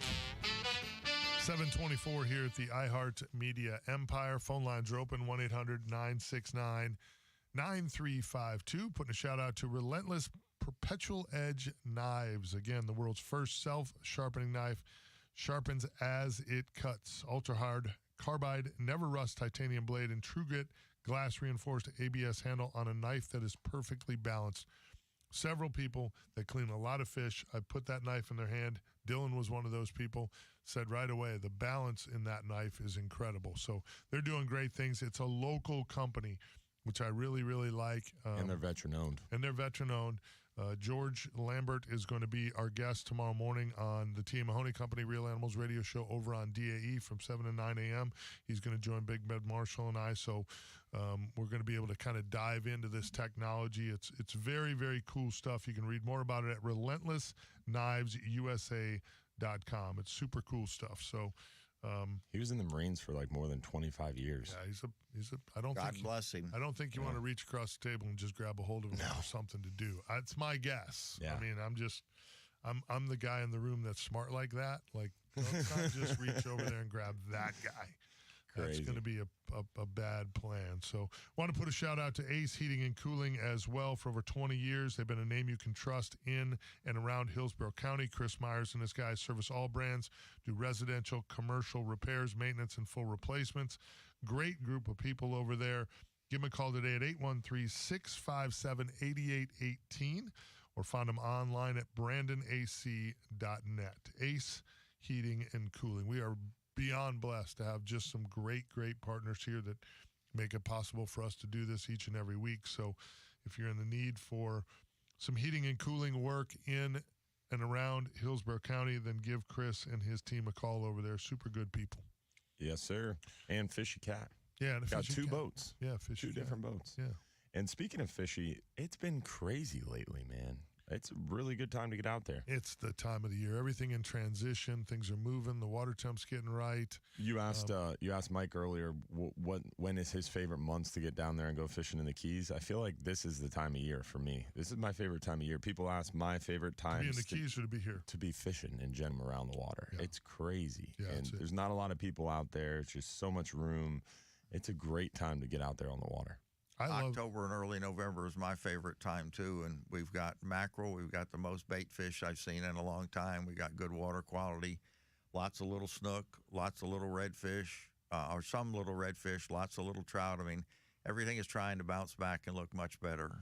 The reports I was getting yesterday from some of the guys, Capt Mark Thomas, who's been guiding a long time, much longer than I have, he was telling me yesterday, he said he just can't believe the amount of bait that's on the flats in Tampa Bay. He's like, same down in Charlotte Harbor. He said it's insane.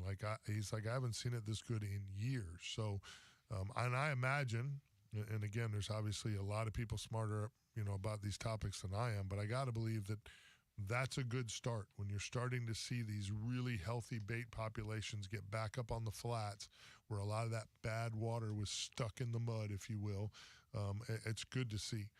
In and around Fort DeSoto, an area that got hit bad with red tide that's had a little bit of a struggle recovering. It's good to see that bait up there in the grass milling around a little bit again. So it's interesting for sure. A lot of juvenile gag groupers showing up right now down there too. Yeah, a lot of them. If you drift across a deep grass flat right now, you'll catch some trout and you'll catch some of those small gags as well, which I think healthy, beautiful fish. It's a good sign. Be nice to them. Be nice to them. Oh, I'm gentle. That's one thing. Handle fish with a D-hooker. Don't grab them or wrap a towel around them. Amen. Use circle hooks. Yeah. All those little things make a big difference. Yes. We had a caller on the line here, but I did not want to go to him with just a short, with a minute or two left. But Captain Justin Moore from down at Anna Maria is going to join us here on the other side. You don't want to miss that. Phone lines are open, 1-800-969-9352. Let him up. We'll be back. From the local Lexus dealers, WFLA News Desk. Traffic and weather. I don't know if Facebook just cut out. That's weird. I don't know either. But we still have YouTube, and ironically, there's people watching on YouTube. Normally, I don't have that many watching on YouTube, but there's 5, 6 people watching on YouTube, which is more than I thought watched on our YouTube channel. Dylan, that's on the Real Animals YouTube. You've been trying to get some stuff going, get the restaurant going and stuff. You got the downstairs there still, right? Mm-hmm. You might see about doing some captains' discussions, especially in bad weather. With your network. Oh, yeah, that's a really good fucking idea. Yeah, so no offense, I'm getting worked up here. I emailed everybody before that Gulf Council meeting. There's 240 permits between Tarpon Springs and Marco Island. Yeah. I emailed those motherfuckers 6 times. 6 times. Hey, they were calling 27 knot winds that Saturday before the council meeting. Every night, hey, don't forget there's a meeting. Don't forget there's a meeting. Don't forget there's a meeting. I even texted some of them. You know how many people showed up? 1 or 2. None. Well, none. I left my kids before they went to bed. Our audience, like right here, okay? Yeah. I'm not talking about the captains and stuff. I'm talking about the fishing audience. I got you. If we got bad weather, announce on the thing here, hey, we've got some captains, such and such, our guest or whatever, we're gonna go out to the fish famous John's Pass, and we're gonna have a fishing discussion where you can answer questions. We can do fishing conversations there if we needed to. Yeah, but the problem over there is parking. That's a challenge. Well, if there's a better spot, this new big spot you got. OCC would be awesome. Hello, I'm slow, but I'm trying to catch on. They got. You can do a room over there, no problem. We should definitely do fishing conversations for that mofo, because that's Central Pinellas. Sure and I mean, a lot of the smart captains understand and get out, get your name and your face out there. Maybe we do it right before truck night. You do it during truck night. Yeah, that place is so big. It's huge. You could put 1,000 people in there. Oh, bro. It's unbelievable. Crazy. It's a little Does too... Gator Gym still do that at all? Gator Gyms doesn't have the space for it. Yeah. I would love to do more events Outside of tent is the only way he could do anything. Yeah, well, they have that outside pavilion area, that covered area, but it's loud because it's right next to the interstate. Too. Yeah. Well, y'all know your area, but that idea. Bartow Ford's been good. And I'm not they're smart coming enough back to on. invent the wheel. Bartow Go Ford is back awesome. to the It's old just out ways that worked. Before we had all of this shit, those group meetings is what got everybody going. The fishing club, the Carl Hansons, you remember him, the fly fishing guy and stuff, and Bill Jackson's and stuff. That's why I like the internet shows, is because the internet shows are timeless. Once you do them, they stay around forever. And it's 5 minutes from my house. It's easy for me to do. And on top of that, you can have 400 people join. Well, that's I'm old school. That's the new technology. That's an even better way. Yeah, because if there's bad weather or whatever, I can just sit there and do a video and more people watch. Yeah. Oh, there's no doubt. And look at what Andy Mills is doing with his podcasts and stuff. He's doing a great job and getting a lot of conservation people in there, Montana, the Keys, and other people and stuff. You want to come? You want to drive up to Bartow Ford and do one with us? It's a hell of a drive. Yeah, and it's if I'm going that far and doing that late, it's not as easy as it was. But need a nap? I went and got my nap yesterday. I stayed with his dad on the boat. I mean, I'm 75 now. I definitely need my nap. No doubt. But I'm interested. Just let me know the timing. Okay. And we want to talk about, and we're listening to what the people want to talk about. I don't argue with whatever the question. I always do Hey, the question. Yeah. I said, look, just like I watched Dylan's things. Hey, I'll talk to you about whatever you want to talk about. I'll talk about it. But I want to talk about what you want to talk about. So you're going to have to ask me questions, or I don't know what you want to talk about. Right. I do it all the time. It's the best way in my opinion to do it. Yeah, I stole Mike's idea. The Spanish mackerel and stuff like that, they're underutilized, underfished. You got a 15 fish bag limit. You don't need that many, but you ice them properly in ice water brine, and that's a great fish to eat. No doubt. And any idiot can troll a drone spoon, number one drone spoon, and number one player on 20 or 30 pound test line and catch a mess of fish and look like a hero. No doubt. You can do 6 knots, you can catch fish. Heck, you can do that with the new power pole move trolling motor. Thing's fast as hell. How you like that? I love it. It's unbelievable. That power pole move is unbelievable. All the hype, it matches every bit of it. I don't know how, where, and what, and everybody's so busy it never happens, but I'd really like to spend a little bit of time with Mike Mahoney. I got to spend some time with him up at his dad's and talk with him. Right. And, he's old school. We got a lot in common. Mike Mahoney is a piece of work. Oh, he's special. Yeah, he's special. He makes you look boring. Special needs. That's hard to do. He's special needs is what he is. Yes. Tales from the dark side. Yeah. Greg Pennick said to say you hi too, by the way. Funny. It was Greg seemed Pennick good. said to Yeah, it say was you funny. hi. I caught Greg some of it on my way out of Pennick town. from Lakeland. Oh, okay, yeah. He did a show with Mike. Yeah. I caught some of it on my way out of town. Headed up to deer camp. We're talking about hunting, about sharks. It was funny. Yeah. Bounced around. I figured they would, because Ryan Wiggins is an interesting guy. Yeah. And Mike led him down the road to some good questions early and got to bash me and Ben a little bit, which is his favorite. So it's all good. It worked out nice. Oh, yeah.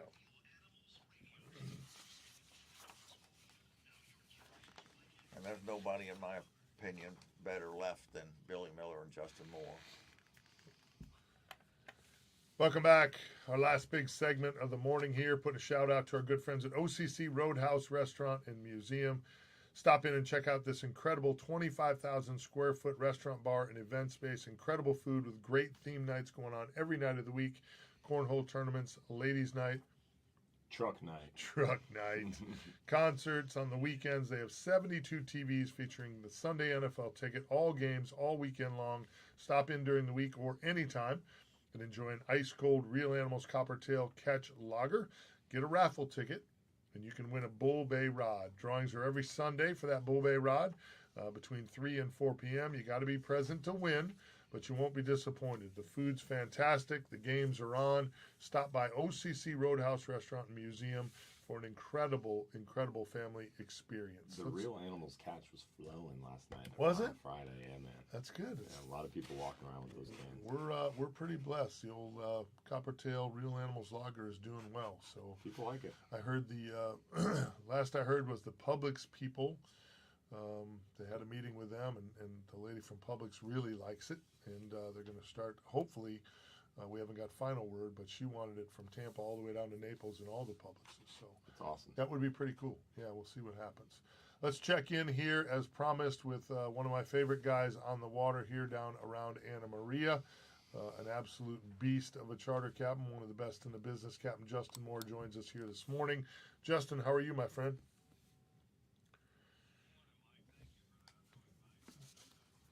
Oh, you do. I don't just throw that stuff out lightly, my brother. You have earned your reputation, my friend. I've been doing this a long time, and I get a lot of people on my boat that have fished with you and spent time with you on the water, and you're one of the bright spots for me because you're not a youngster in this game anymore. You've been doing it long enough to get it, and some of us, like myself, that are getting older, Mr. Van Hubbard over there, who's getting older. We're happy that there's guys like you that are following in our footsteps and able to lead this in a direction it needs to go in. So you deserve every bit of it, my friend. What's on your mind this morning, pal?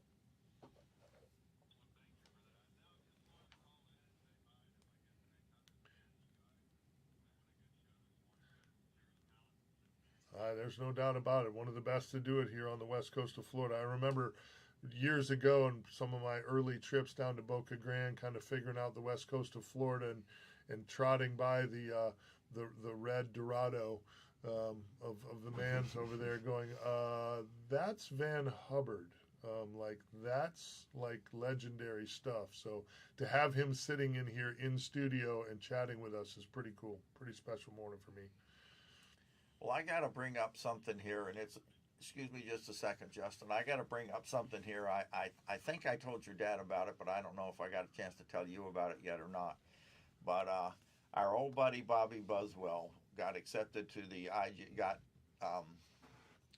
The induction is next year, but he got the recognition of the IGFA Hall of Fame captains, the first one on the Gulf Coast. That's great. And it was a special guy to your dad and to me and a lot of us old timers. And his formal induction isn't going to be till the Fort Lauderdale show next year, and the poor guy's 91 years old. So I want to make sure that while there's still a few of us around that remember him, we get the word out that he finally got in. We finally got somebody from the Gulf Coast. There was a big Bill Miller tie there too, right? Big Bill Miller. Used to mate with him. Yeah. Justin and Billy Miller are my two. They're just such special people because if I want to know what's going on up here fishing, I get a hold of either one of them. I know exactly what's going on. And to have such great, both of them had such great mentors. Obviously, Billy Sr. and then, Scott Moore, who, is become a dear friend of mine, just a great guy. So, and both of them have great, great fishy kids. So it's a cool thing. And Scotty's put so much into conservation and giving back, not just taking. Oh, for sure. Well, now this one here too. Justin's the same way now. Well, he's got a passion for it. The fruit doesn't fall far from the tree. And there was a day when Justin, he looked at things different. He was a different kid. There was a time when him and I didn't see so eye to eye, we were all what I'm talking about too. You know what I'm talking about. But it's been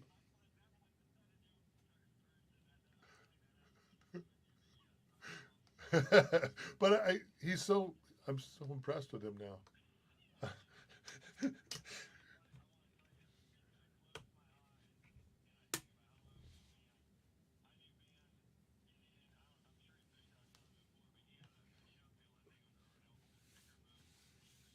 Atlantic.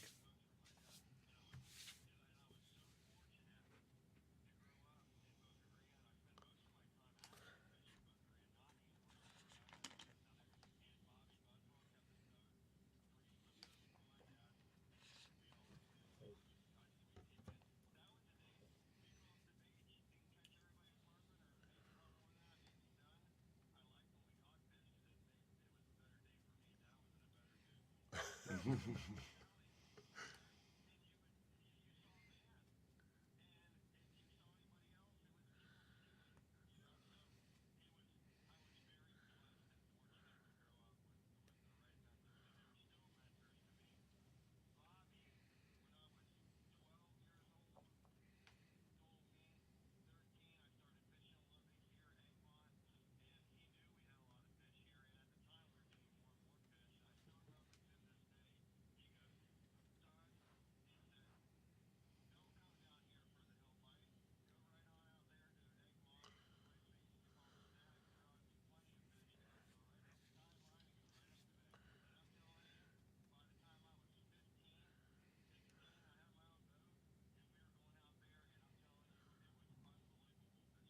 sure.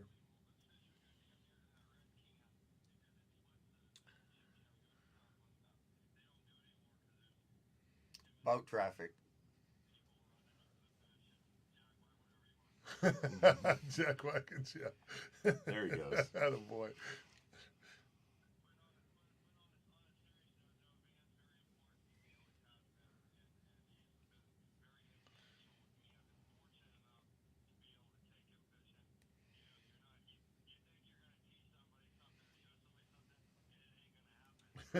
Right.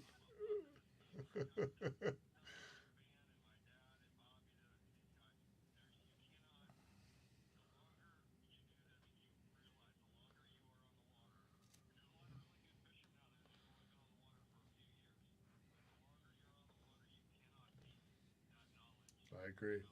Experience is a good teacher. Yeah, yeah, yeah. No doubt about it.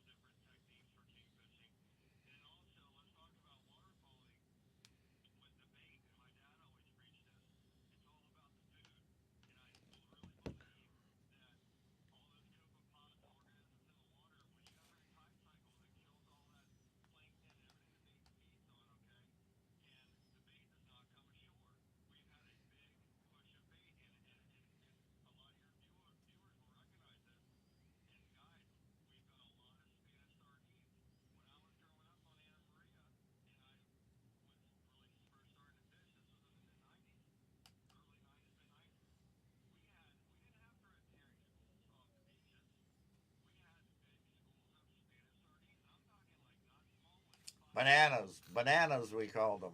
Bananas, we called them.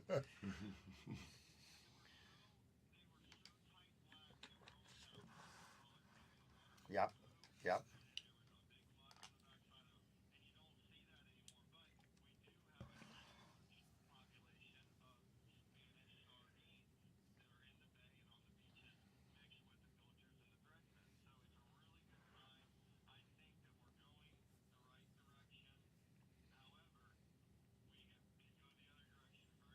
Real quick.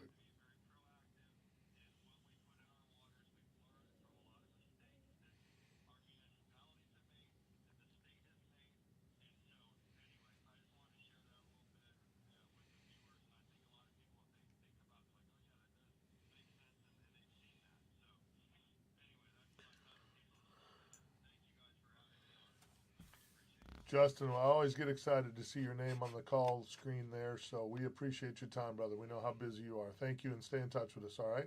Miss you guys and your dad. Love you guys. You're special. Be See good, you, buddy. be good, kiddo. All right, partner. Thanks, man. I'm going to tell you right now that to me gives me hope for the generation, the next one coming, the Dylan Hubbards, the Justin Moores, because I often worry that you lose, you when guys get uninvolved, which you're going to at some time, when the great Scott Moore is going to, at some point in time. As long as we're living, we're going to be involved. 100%. We may not be fishing. We might just be But talking about it, but we're look going to be what a involved. great voice we lost with just the retirement of Frank Sargent. Oh, yeah. And oh, yeah. and oh, you know, yeah. he's still writing and stuff, you know, in retirement, but we lost that perennial voice that dropped in every Sunday. You got this great information from a great writer like Frank Sargent. We don't have that anymore. You're going to lose it eventually someday when you don't have access to a Scott Moore, you know. So having Justin and all that knowledge and all that time on the water, that stuff that's got to be passed down, you know. Billy Miller Jr.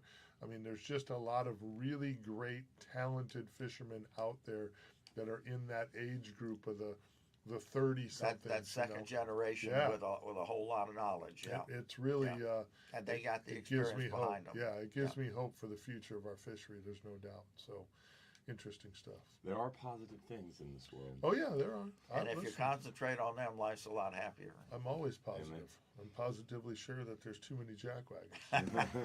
And you're right. You're right. Let's jump You're on the phone line here real quick. I was hoping he'd call back. We got Captain Bill Miller joining us. Wow. The man himself, who we're going to see here shortly with our Fishing for Hope food drive coming up. Bill, how are you, sir?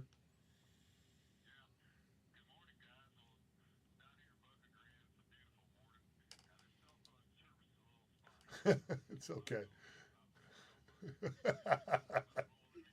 It's all good, my friend. We got about 2 minutes before the break. What you got for us? Talk to us, my friend. Come on. Oh, the Van yes, Hubbard sir, is I with was us. here. Yes, sir.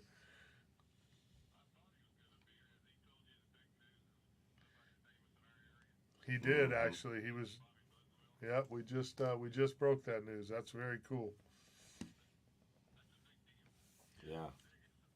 Yeah. Yes, that's top drawer.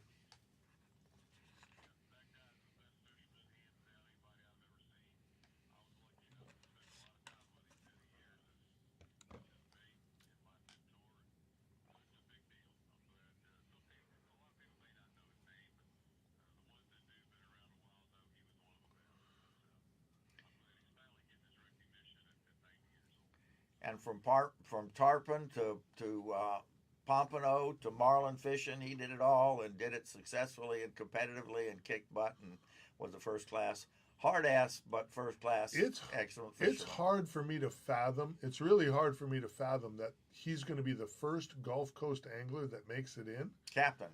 The first captain? Was there more anglers that have made it in?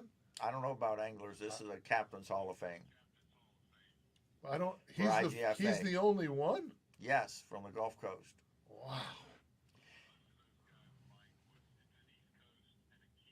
Wow. Okay, I got you.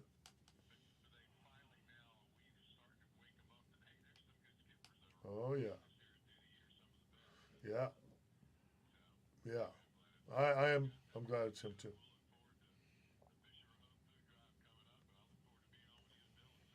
Looking forward to it. Always good to hear your voice, my friend. You're a legend in your own right. We appreciate everything you've done for all of our careers and everything you bring to the table, my friend. Good to hear your voice. Have a great time down there in Boca Grande. Tell your bride we said hello. Appreciate the help and teaching me about Boca Grande Pass too, by the way.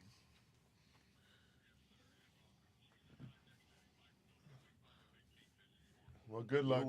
Go catch him out, my friend. You got a shot. She's with you, so you got a shot. Lady. Yeah, you got the luck with you. You'll be all right. You too, my friend. Have a good morning.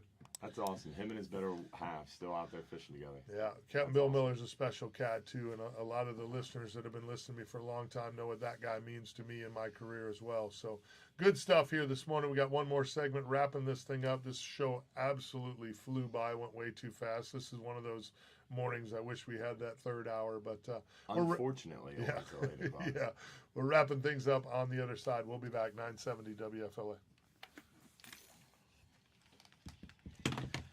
Boys, that's overwhelmed. It's as good as it gets right there, isn't it? I'm overwhelmed. Mm-hmm. Yeah. That's awesome. You get a lot of love, bro. Well deserved, like I said.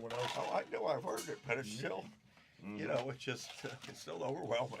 You've earned every bit of it, bro. Like I said, I've always been a fan. You've always been good to me, even when I was a punk, and you didn't know who I was. I was a little envious at first, because You know how much work there is in a TV show. Oh. I was telling Dylan, you know how many people did my TV show? Gary Sullivan and I did every fucking thing, including original music. Wow. 2 people did everything, and we even had to try to sell the marketing, the advertising, and It's hard. that was. And I tried to get Bill Miller to help me with that, but he ended up doing his own show instead. Yeah. But that's all right. It's hard. And it's really hard. People don't understand how much time and effort goes into it. we went so far and we came so close. We had everything sold out on Fox down there, Channel 28, and on Sunshine. We had everything sold out verbally, but I couldn't get the contracts together. Hussein invaded Kuwait, the economy took a dive, and everybody backed out, and we said, all right, we killed ourselves for 2 years for nothing. Yeah. Well, it's Well, not for nothing, but, yeah, but it's to be that close and not be able to make it happen. Yeah. But, I'm so proud of how much you've learned and how much you've grown, and Appreciate that. you're going in the right direction, and you got the knack for taking care of your people. The shows have to be almost infomercials now to keep the advertising. It's I hard. get that. Yeah, it's hard. I get that. But it sucks, but it's hard. yeah, we were able to do that before that. Yeah. It's just one of them deals. You gotta Yeah. ride the fence the whole time. So, and it's getting harder and harder and harder to, Yeah. you The know. competition for advertising dollars is key. Makes fishing look easy. Bro, I tell people, man, that pie is small. Dude, Again, it's the hardest part. that pie is Like when Hey. people see what Mike does, it's like, oh, that'd be cool to have a fishing show. But dude, the hardest part about how I could put together a badass fishing show. Well, it'd But I be cool to would have a trust struggle fund so to you do have- what you want to. Yeah, But I would it struggle ain't to like get that. the sponsors and all that. I mean, what That's you a do at full-time job. ICAST is That's crazy. a full-time job. Yeah. it's It is a full-time It's job. a That's full-time that's job. that's mainly what he does. a full-time job. Fishing's a side gig. Yeah, there's no doubt. If it doesn't, if you couldn't do it And just managing grind the on the water relationship 6 side days. of it. It's Yeah. not only do you have to be a salesperson and grind and hustle and knock on doors, but then you have to manage those relationships. The relationships really are the good at key. that. That's the key. The key is the people. Yeah. Stay My on my top of it. blessing is, and I tell people, I'm a really good fisherman. I'm not great. There's lots of guys on Tampa Bay better at fishing than I am. But the people side of it, and I got that from my dad. My dad was a great manager of people because he was a people person. He was really good at, he might not have really cared for that guy all that much. That guy never knew it. Like my dad treated that guy like, he's not my favorite guy. But when that guy walked in the room and Dad saw him, Dad was like, hey, Bob, what's up, blah, blah, blah. And then he'd leave and my dad would be like, he's not my favorite guy, but, you know. My dad was just good with people. He was really good with people, and I think that's the one thing I got from my dad. With you or anybody else that's respectful, anything I can do to help you, I'm glad to. At this stage of the game, I don't want my knowledge to die. I agree. I want it to be passed on. Be one of the biggest shames on the planet, bro. Because there's so We're much back, of it boys. is gone. Look, we lost Richard Seward. How much did we lose when he went? Yeah. Absolutely a great show this morning. The opportunity to sit in here with Van Hubbard, hear from Justin Moore, hear from Captain Bill Miller. Just great stuff. Again, it made me think of our good friend Frank Sargent and, the legendary Mel Berman and so many of the people that have paved the way for, charter fishing here on the west coast of Florida.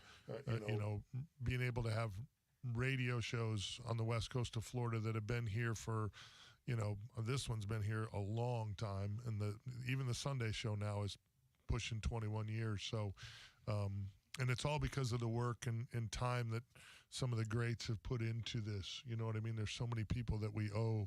You talk to Justin, who learned so much from his dad and from Bobby Buswell. You figure out a legendary guy like Captain Bill Miller, who has touched so many anglers' lives in this area. Roots back to In a positive way. Roots back to Bobby Buswell. Yeah. Your ties with the Hubbard family, which is a legendary family here on the west coast of Florida. I mean, the amount of things that, your family has done here, the amount of people that you have put on fish is remarkable. So I stand in awe of all of you guys. I really do. I always have. Just blown away by the. it's a team effort too. I mean, a rising tide raises all boats. I mean, like what we talked about on the break, and the fact that you bring so much eyeballs to the whole industry, and it's just everybody works together to accomplish the goal. And I think that's where it's so important to have these teams and the right players on the team. And our industry has a really good team, and we do a really good job industry-wide. I think we have some strengths and some weaknesses, and we keep smoothing that over and working together. And in unity, we can all succeed. Yeah, no doubt. Learning and growing. That's the trick, though, is we got to all stay united, and we don't always have to agree on everything. We will never always agree on everything. I mean, we all have our own specialties, our own business models, our own personalities, but we have to come together in the bigger picture to preserve our industry. Well, we all have our unique history and experiences, and that's what everything's based on.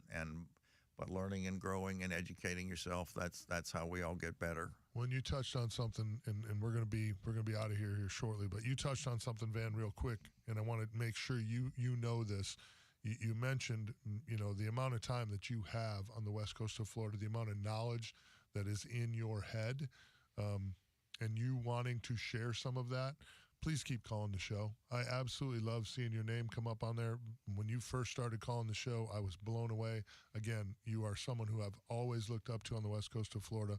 What you've done for the fisheries is incredible. It's incredible. The amount of people that you've put on fish, the smiles you've put on faces with what you've done for a living should not go understated. And you wanting to share some of the knowledge that you've learned over the years, we got a place for you to share that right here, and we'll take all we can get, brother. So keep calling the show. So good to have you sitting in this morning.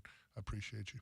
Thank you. And Scotty Moore is one of the ones that got me doing this, and I'm lucky enough to get Tuesday night for Halloween. I'm going with the Mad Snooker. Oh, boy. I'm going snook fishing. Oh, boy. That's a good one there. We're going to have a good time. Talk about a legend. Talk about another guy that's put some character. People. Yeah, he's a character, all right. But he's the vampire himself. He's been a great, on Halloween night. Yeah, he's been a great friend of the show for many, many years.